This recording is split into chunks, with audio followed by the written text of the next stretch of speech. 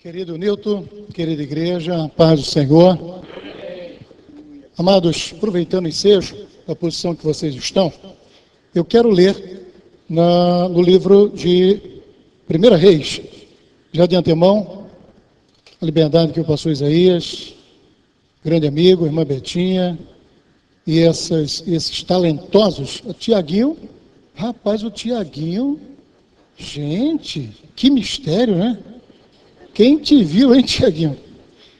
Também eu quero mandar um abraço especial a duas famílias muito queridas que estão escutando o programa, ou escutando o culto, entre elas ao pastor Daniel Fontana, irmã Silvia, o pastor Isaías está sempre presente, a irmã Betinha lá, e sempre quando eu venho aqui a Foz do Iguaçu, dificilmente eu não visito. Eles têm um legado muito grande, foi um dos primeiros missionários no Paraguai, no Rio Grande do Sul, e a irmã Silvia, eu chamo ela da Barbie da terceira idade, que ela mesmo sofrida com a enfermidade, não perde aquela doçura e aquela beleza de pessoa tão querida. E eles marcaram muito minha vida. Também ao presbítero Arsênio, que foi um dos homens históricos aqui também em Foz, e está também com derrame. Eu fui visitá-lo e onde ele sempre estava não encontrei, mas ele está escutando o programa. Quero mandar um abraço para você. Você é uma pessoa muito especial para mim e que faz parte da nossa história também. 1 Reis, capítulo 1. Eu quero refletir sobre a última parte de um versículo que é muito interessante. 1 Reis, capítulo 1.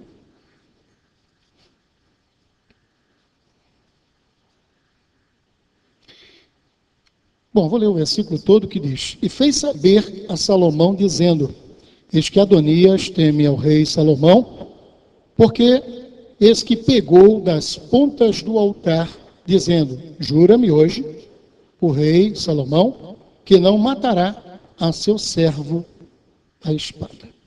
Podeis sentar, queridos?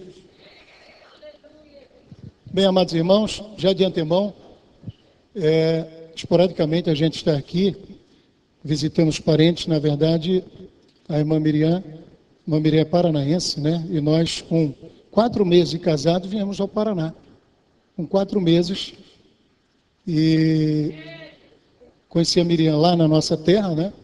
Eu sou natural de Pernambuco, natural de Recife, e conheci a irmã Miriam. Com 4 meses que casamos, nós viemos ao Paraná. E uma palavra profética para nós, muito abençoadora, que nós íamos pastorear no Paraná. E chegamos aqui, com 8 meses que estávamos aqui, assumimos a primeira igreja, na época do saudoso pastor Ivo. Saudoso pastor Ivo, uma pessoa que marcou também muito nossas vidas. E eu lembro que quando eu trabalhava no banco, Deus falava muito comigo que eu ia pastorear muito longe, e que eu ia apacentar o rebanho dele. E eu ficava perguntando para Deus aonde seria. E Deus nos trouxe de 3.500 quilômetros a morar em Santa Terezinha.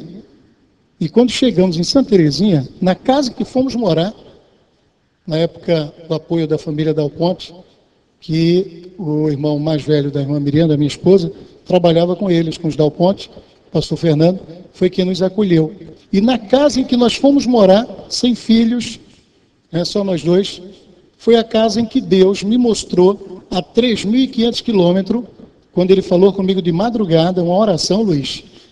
Estava orando de madrugada, 3 da manhã.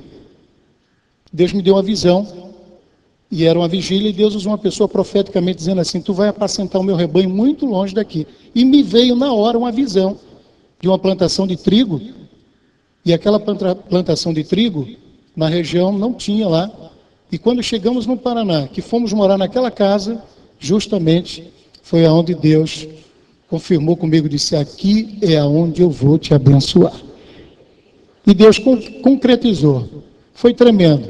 Eu lembro que nós trabalhamos em muitas igrejas aqui, demos início à construção da igreja de Santa Terezinha, que era um sonho do pastor Fernando, construímos São Miguel, avançamos ali no Jardim das Flores, ampliação da igreja, compra de terreno, construímos a Casa Pastoral do Campos do Iguaçu, inauguramos o Jardim América, na época foi tremenda. A Central nos ajudou muito, foi uma festa muito boa, com a orquestra, na época do Rafael, era o maestro, o tribulozinho Rafael, que é uma benção. Enfim, muito marcou nossas vidas. E quando nós estávamos aqui no fundo da igreja, morando ali no 3º piso, e vocês sabem muito bem que ser obreiro é desafios. Ser obreiro é quando tem objetivos no seu ministério e tem Deus na vida dele, o diabo sempre luta contra.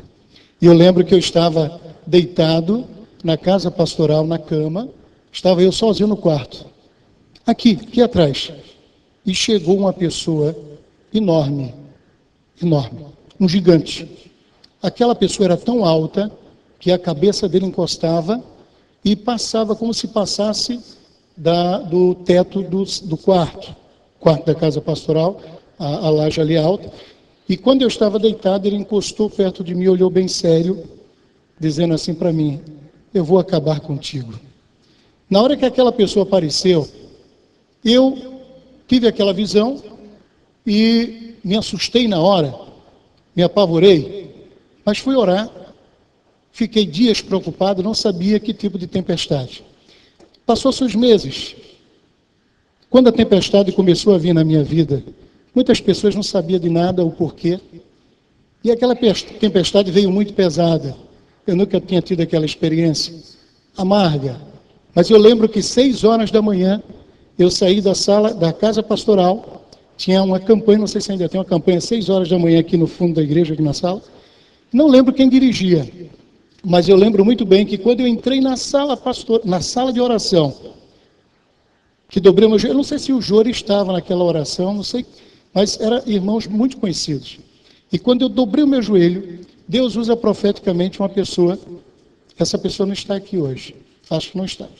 E quando Deus começou a usar aquela pessoa, Deus falou uma coisa muito interessante: tu vais sair daqui, mas eu vou te tirar daqui quando eu quero. E se tu se precipitar, eu vou tratar contigo. Porque sou eu que estou permitindo o que tu estás passando. Eu vou agir na tua vida. E te digo, se tu se apressar 1 milímetro, eu vou tratar contigo. Porque naqueles dias, o pastor Sodré não sabia, nem a igreja, eu estava para conversar um particular com o pastor André e dizia assim: pastor, eu vou sair daqui agora, se o senhor aceitar ou não. Ninguém sabia, nem a esposa. Eu estava 3 dias sem conseguir comer e dormir. E naquela luta cruel, Deus, Ele trouxe aquela palavra profética por aquela pessoa que chegou para mim, ou naquela reunião, naquela oração, e disse: eu vou te tirar daqui honrado, porque aqueles que querem te desonrar, eu sei como tratar com ele, mas tu vai sair daqui, e eu vou te abençoar, porque eu sou teu Deus. Saí daquela oração. Eu lembro que as pessoas que estavam naquela oração ficaram impressionadas. Aí eu fiquei 4 dias, pastor Isaí, em jejum, na chácara da igreja. Justamente como co-pastor, foi o período que o pastor Sodré mais mandou eu fazer, representar ele em aniversários. E que tinha muitas comidas, janta, você tem que ir, eu não vou poder. E ele não sabia que eu estava em jejum. E quando eu estava 4 dias em jejum, na chácara da igreja, o Vere preparou, Jori, preparou tudo para eu estar lá em jejum. E quando Deus usou uma pessoa muito simples, essa pessoa não congrega aqui na Central. Eu passei na casa desse ancião, uma pessoa já bem de idade, eu gostava sempre de conversar com ele.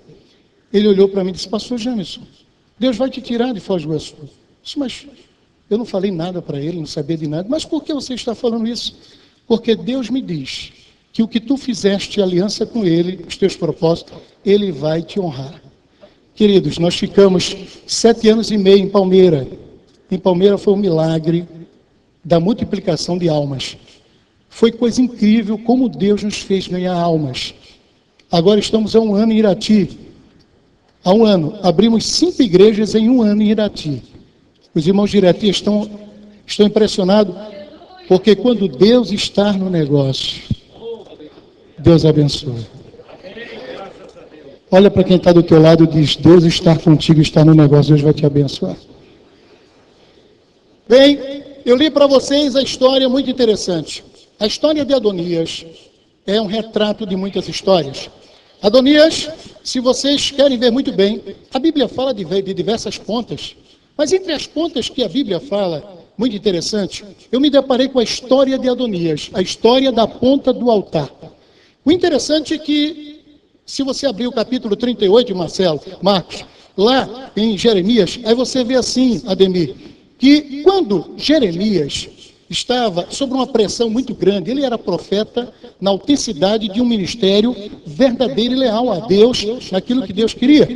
Muito bem, no período do rei Zedequias, houve inquietação, porque Jeremias se levantava e profetizava, e o povo se apavorava, porque ele trazia profecias de juízo, porque o povo precisava, Quintino, naquela época, de profecias em que fosse a verdade de Deus. Sabe o que foi que aconteceu? Então, aquele grupo inquieto que não suportava ouvir a verdade, estavam alguns profetas, estavam algumas pessoas que queriam de todo jeito tirar o brilho do que Deus estava dando a Jeremias. Mas com quem Deus dá, não adianta você lutar contra. Com quem Deus está dando, você tem que se aproximar para ser abençoado. Agora, aqueles que Deus está tirando, você tem que cuidar, porque até a maldição que está sobre a vida dele pode cair sobre você. Agora, quando Deus está abençoando, você tem que estar debaixo da bênção, meu irmão.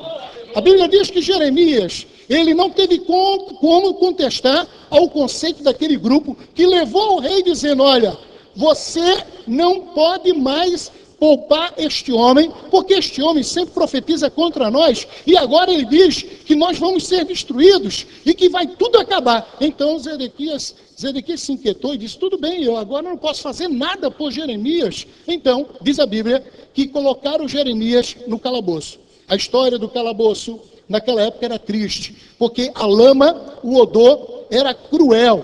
Jeremias estava lá no profundo do profundo. Para aqueles que queriam ver a derrota dele, não tinha mais jeito para Jeremias. Ele estava no lamento porque não tinha mais comida, quando Deus inspira Ebemeleque, o servo de Meleque, aquele simples homem, aquele homem da Etiópia, em que a Bíblia diz que ele agiu de uma forma como se fosse o Espírito Santo na vida de um cristão, quando ele intercedeu, e diz a Bíblia que ele correu ao rei e disse o seguinte, a coisa aí não é como falaram para você, mas como não? Ele, não, olha é o seguinte, esse grupo aí, ele tenta de todo jeito tirar a verdade do que Deus quer para o teu reinado ou para o teu governo.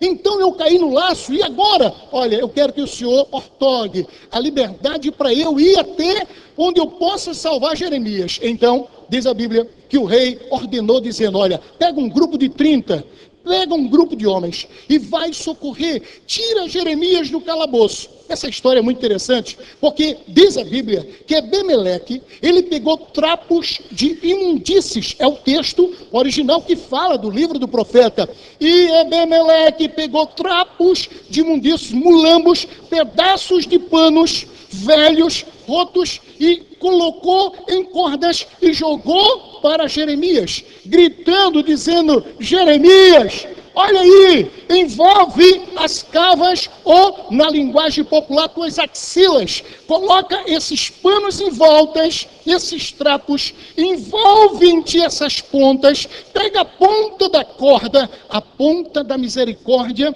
do propósito de Deus, salvou Jeremias de um buraco, era morte, mas Deus tem sempre uma ponta para salvar a vida, ou aquelas pessoas que estão precisando, eu não sei que tipo de situação você entrou, mas uma coisa eu sei, que Deus, ele tem sempre uma ponta de misericórdia para levantar aqueles que querem ouvir a sua voz e ver seu propósito na sua vida. Quando eu falo nessa posição, eu lembro muito bem de uma história muito interessante, vocês são bons de Bíblias, e a igreja aqui é uma igreja bíblica. Eu lembro quando você abre o capítulo 2 do livro de Josué, e você vê aquele fato interessante, Nilson, quando dois homens simples, eles eram homens de uma ousadia, de uma coragem. Quando Josué, o capitão comandante, ao deixar aquela marca profunda de 12 pedras, as 12 tribos, a passar no Jordão, antes disso ele diz, olha, vão à terra, espia a terra, entra lá em Jericó. Ao chegar em Jericó, aqueles dois homens, eles se depararam com uma gigantesca, uma apoteosa cidade para a época, em que eles se assustaram no aspecto de capacidade, mas não de intimidar a ousadia ou a coragem da fé deles. E diz a Bíblia que aqueles 2 homens, eles adentraram a cidade. Quando eles adentraram, subitamente, diz a história, que o próprio rei de Jericó já se inquietou ao saber que os homens, os hebreus, os homens de guerra, estavam próximos e já estavam dentro de Jericó. A caça a eles foi tremenda. Vocês sabem muito bem que eles foram às casas procurando achar aqueles espias.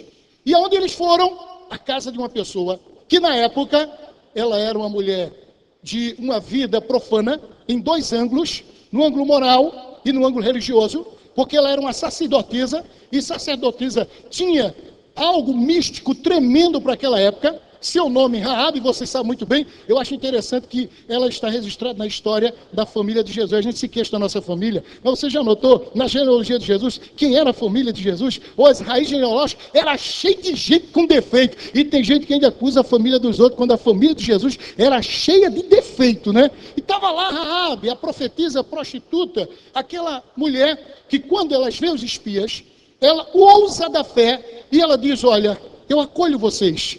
Eu escutei, e todo o povo já sabe, que vocês estão andando aí e estão apavorando, porque há um poder sobre vossas vidas, através do vosso Deus nos céus e na terra, e vocês estão dominando tudo. Eu sei que vocês já dominaram os reis vizinhos nossos aí, e eu tenho certeza que vocês vão ser o dono dessa terra. Então, diz aquela mulher, veja bem, quantas pessoas que muitas vezes Deus faz elas crer, quando muitas pessoas dentro da casa de Deus se tornam incrédulos e céticos com relação às coisas de Deus. Quem impede de Deus abençoar a sua vida é você mesmo. Deus nunca atrapalha você. Você e eu é quem pode atrapalhar os propósitos de Deus na nossa vida, ou roubar, ou tirar, ou impedir. Mas diz a Bíblia que aquela Raabe, a mulher, ela chegou para aqueles homens e disse, olha, vão aqui em cima.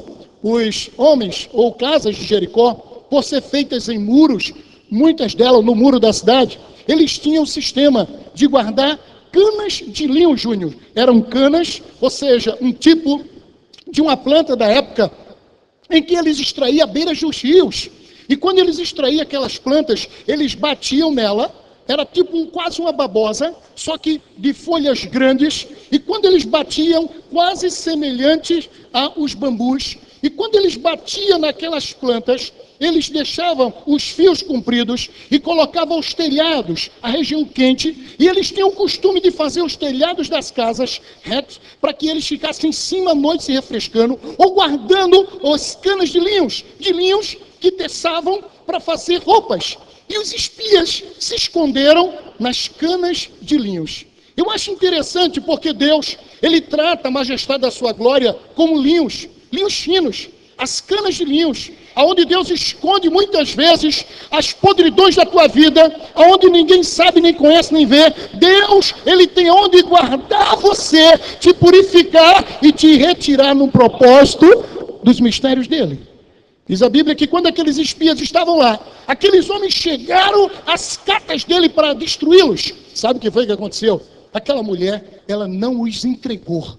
Ela foi fiel ao propósito, porque o propósito era este: olha, se vocês me guardar, e dizia Raabe, se vocês guardar a minha família, ela tinha um amor pelos pais dela, pelos irmãos dela, disse, meus irmãos, meus pais, se vocês poupar eles, eu poupo vocês, não entrego. Então está certo, você vai nos esconder, nos guardar, vou. Então diz a história, que aqueles homens, quando foram procurar os espias, não acharam.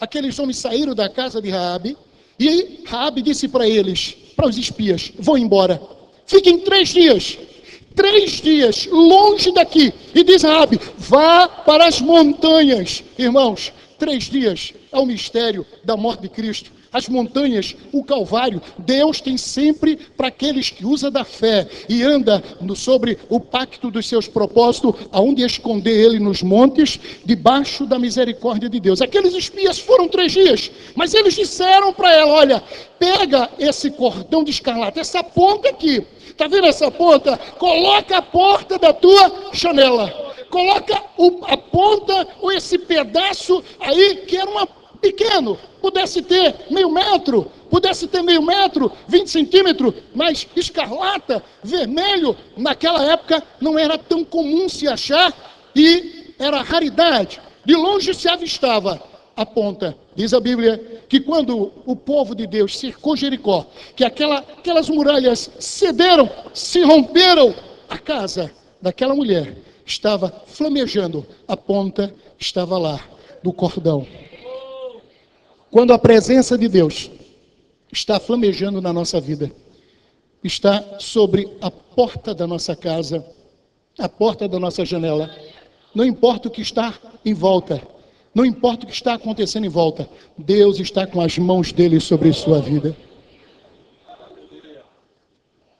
Deus pode estender as mãos dele de muitas formas, mas eu quero fazer uma simbologia.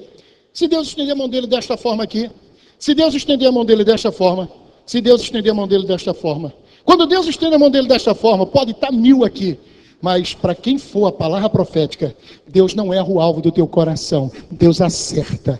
Quando Deus estende a mão dele desta forma, Deus está dizendo, eu vou te abençoar. Mas Deus é um cesto de laranja podre, eu vou te dar uma fazenda de laranja. Mas Deus é um frango morto, eu vou te dar um frigorífico, vou te dar um hortícola, vou te dar uma granja. Quando Deus estende suas mãos, o fraco fica forte, o pequeno fica grande. O que não é, Deus faz aparecer, porque quando Deus abençoa, Deus abençoa. Mas quando Deus estende a mão dele desta forma, Deus está dizendo, a muralha é de ferro, o portão é difícil, a muralha é grande, tem gigante, tem isso, não importa, o braço de Deus é mais forte do que a morte, diz a Bíblia diz que Deus é forte. Você pode levantar as suas mãos? Mas quando eu vejo sobre a ponta do altar, eu vejo algo mais surpreendente, porque essa história da ponta do altar de Adonias era irmão de Salomão, mas ele vivia num conflito familiar tão grande, e esse conflito era tão cruel, porque ele tinha ambições. Ter ambições fora do propósito de Deus é um perigo. Quando nossas ambições, nós não podemos parar de sonhar, jamais, mas sonhar nos sonhos de Deus. E diz a história que Adonias, ele já por muito cercava e tentava usurpar aquilo que era de propósito de Deus para a vida do seu irmão Salomão. E quando o Davi, já cansado, debilitado, escutando pouco, agindo pouco, governando pouco, naquela época não existia o templo já foi construído por Salomão. Você sabe muito bem que era a tenda, e lá estava o altar, a pia, enfim, estava todo o sistema sacerdotal para adoração. Escute-me bem, olhe bem para cá. Diz a história que quando Adonias, ele preparou tudo para ele usurpar, ele tomar o lugar do irmão dele, foi tão interessante, porque Adonias, ele cercou tudo sem o pai dele saber. Mas Deus, como um grande amigo que tinha Davi, Natã, e não pensem vocês que Natã era o profeta da inimizade, inimigo, Davi está enganado, ele fazia parte do governo de Davi, e foi um grande amigo de Davi, ao falar as verdades de Deus para Davi, e ajudar Davi no seu governo. Diz a história que Natã chega para Davi, ou para Berseba. A esposa de Davi diz, olha, as coisas estão diferentes. Vocês não estão percebendo que Adonias está agindo? E o que é que eu faço, profeta? Vai ao rei e, ao momento da oportunidade que você conseguir, que não era tão comum chegar à presença do rei, você revele para ele. E diz a Bíblia que quando foi revelada a Davi, através da sua esposa, ele se admirou e disse, como é que é? É isso mesmo? Sim. Nós precisamos que o Senhor intervenha. Mas como eu vou intervir? Dê posse, agilize e coloque Salomão. Adonias estava com a vida fora dos planos de Deus. Ele fez tudo naturalmente, aos olhos naturais. Porque quando nós não sabemos do espiritual da vida alheia, não toque, não mexa. Quem trata do espiritual da vida das pessoas, da vida da igreja, é o Espírito de Deus. Não é ninguém, nem você e nem eu. Porque muitas vezes, como pastor, Deus já me repreendeu e disse, quem mandou você agir? Eu não estou pedindo para você agir. E muitas vezes Deus já falou comigo, eu quero que você haja e não olhe para ninguém, porque sou eu que estou determinando. Porque quando Deus, ele toma a frente, ele abre a porta. Agora, quando você e eu tomamos a frente, nós abrimos a porta. Quando Deus toma a frente e abre a porta, é diferente de mim e de você. Quando Davi soube disso, então Davi chama Salomão, E diz a história que prepara-se o animal, o jumento, feita então a vila, ou a rua, a cidade, e Adonias, nessa altura, estava lá no secreto, no seu QG, de artimanhas e maldades, e quando diz a Bíblia que o povo começou a exclamar, a exaltar, e dizer que Salomão agora era rei, e que era uma benção, maravilha, diz a história, que Adonias e o seu grupo escutam um barulho. E que barulho é esse? Olha, parece que estão dizendo que o rei deu posse a teu irmão. Como é que é? A Salomão. Para quê? Para ele governar no meu lugar. Então, escute bem o que eu vou te dizer. Naquele instante, Adonias, que estava cercado de pessoas, olhou para um, para o outro, e todos eles disseram: Adonias, eu vou embora. Diz a Bíblia, bem enfática, e cada um seguiram o seu caminho, o abandonando só. Quando todos foram embora, só ficou Adonias. Veja bem, em crise familiar, e a sentença para a vida de Adonias, ele seria condenado à morte por ele tentar praticar um sabotamento, por ele tentar tomar o poder. Na linguagem militar tem uma linguagem, como é que chama? Um golpe militar. E quando ele tentou dar um golpe na sua família, no governo do seu pai, que todos foram embora, Jeremias, escute bem, olhe para mim. Jeremias olhou para um lado e para o outro, todos correram, todos. Digam comigo, todos. Todos foram embora. Mas não o Deus do altar. A Bíblia diz que quando Adonias, ele se viu perdido, ele saiu correndo. Eu posso ver que Adonias, entrando dentro do templo, ou da tenda, da cabana, onde era ofertado ao Senhor, correndo, e se tivesse levitas na porta, não me segura, não, mas o que é isso? Não, ninguém. E diz a Bíblia que ele ficou à ponta do altar. Quando ele segurou na ponta do altar. Para o hebreu, o altar era o lugar da oferta? Sim. O altar era a presença de Deus. Mas muito mais que isso, o altar representava o lugar para o pecador não morrer. Deus tem um lugar na alma de cada um de nós, em que Ele está sempre dentro de nós, pelo seu Espírito, dizendo dentro de nós: eu sou a ponta que segura a tua alma diante de tudo que tu possa passar. A Bíblia diz que Adonias, ele segurou a ponta do altar. Escute-me bem.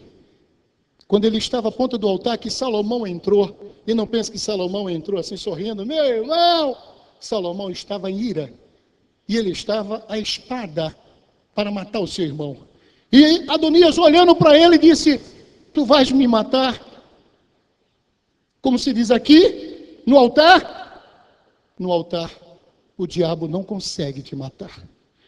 No altar, o diabo não consegue tirar Deus da tua vida. Na ponta do altar. Mas Adonias, Deus, Ele tem sempre Adonias nas suas mãos para perdoar e socorrer nas horas oportunas. Escute-me, a Bíblia diz que um homem, ele um dia estava em um conflito muito grande, e diz os estudiosos que este homem, ele quase entrou em parafuso, ou seja, depressão. Ele estava em tanta crise que ele disse: eu me sinto como meus ossos fossem fumaça. E ele disse: eu me sinto como se fosse uma ave fora do seu habitat natural. A Bíblia diz que este homem, Delavi, estava em tanta crise espiritual por algo que ele colocou na vida dele e ele não conseguia tirar, que ele chegou a expressar assim, dessa seguinte forma: Deus, não me lanças fora da tua presença, não retiras de mim. E no Salmo 51 ele canta e revela que a vida dele estava em parafuso, em crise, porque ele tinha colocado algo na vida dele em que ele não conseguia tirar e estava fazendo mal a ele. É tão difícil quando a tua mão, quando os teus olhos, quando os teus pés, quando a tua vida está em um lugar em que o maligno te prendeu, está te prendendo, e você não consegue sair, e você não consegue soltar, porque você está preso por você próprio. Aquele homem estava na situação, então, ele cantando, ele diz: Deus, Deus, lava-me com sopo, ou seja, erva em que os judeus colocavam na bacia, aromatizante, e que representava lavar o corpo dele purificando. E diz a Bíblia que quando ele cantou no Salmo 51, ele disse: Deus, me lava com sopo, ou seja, eu faço a liturgia, eu vou à igreja, eu vou ao templo, eu me oferto, eu me sacrifico. Mas, rapidamente, ele usa outro termo, dizendo assim: Deus, então lava-me. Diga comigo: Deus, lava-me. Pega a tua mão, por favor, só um minutinho. Faz assim, ó. Bate assim em você. Bate, mais um pouquinho. Eu quero ouvir o barulho da batida de vossas mãos. Quando ele estava pedindo para Deus lavar, eu lembro que eu era garotinho. E eu lembro que eu era tão garotinho, e onde eu morei, era difícil a água, e a água vinha de dias, longos dias. E a minha mãe, ela tinha o hábito de nos levar à beira do rio. E o rio ficava a alguns quilômetros de distância. Então minha mãe pegava a bacia e dizia: filho, amanhã nós vamos para o rio. Então, filho, você vai levar tal bacia. Ou eu levava as roupas, ou eu levava panelas. E minha mãe levava nós para o rio. Mas a vizinhança toda articulava, as mulheres diziam: vamos todos juntas. E elas iam como se fosse uma procissão. Uma atrás da outra, nas pequenas estradas, cheias de mato. E quando nós chegávamos na beira do rio, a minha mãe pegava aquela bacia da minha cabeça, os garotos também comigo, vários garotos, e eu tirava a roupa e mergulhava no rio, parecia um peixe. Todos tomando banho, ficávamos o dia todo. Era a mesma coisa de ir no shopping, de ir no Paraguai, de ir na Argentina. Era a mesma coisa de ir nas cataratas. Era uma felicidade. Todos nós bem garotinhos, magricelos, e eu tomava banho, tomando banho. E eu lembro que eu ficava me enxugando em cima das pedras, à beira do rio, olhando minha mãe lavar roupa. E eu lembro que a minha mãe pegava as minhas pequenas roupas e ela esfregava muito. E quando ela começava a esfregar, minha mãe pegava a roupa e fazia assim, ó. Batia nas pedras. Pega a sua mão, bate em você. Diga assim: Deus, lava-me. Você já viu que as máquinas de lavar roupa, elas ficam batendo. Quando o Salmo 51, ele está dizendo lava-me, a palavra original no lavar para o hebreu não é simplesmente pegar uma gotinha de água e passar um pano num prato no copo. A palavra lavar no original para eles quer dizer: bate em mim e tira de dentro de mim o que eu não consigo tirar. Aleluia, aleluia, aleluia. Você pode bater em você um minuto? Aleluia. Deus tira palavras, sentimentos, Deus tira dores, Deus tira acusações. Diga: bate em mim, Deus, bate em mim. Às vezes Deus bate e não arranca pedaço. Às vezes Deus bate e não tira um fio de cabelo. Mas como é gostoso quando Deus bate na tua alma e ninguém escuta os teus gemidos, só o Espírito de Deus sabe que está falando com você. Aleluia, oh aleluia, aleluia. Quando Adonias estava à ponta do altar, ele estava dizendo: o único que pode mudar a minha história é esse Deus. Fique em pé, por favor.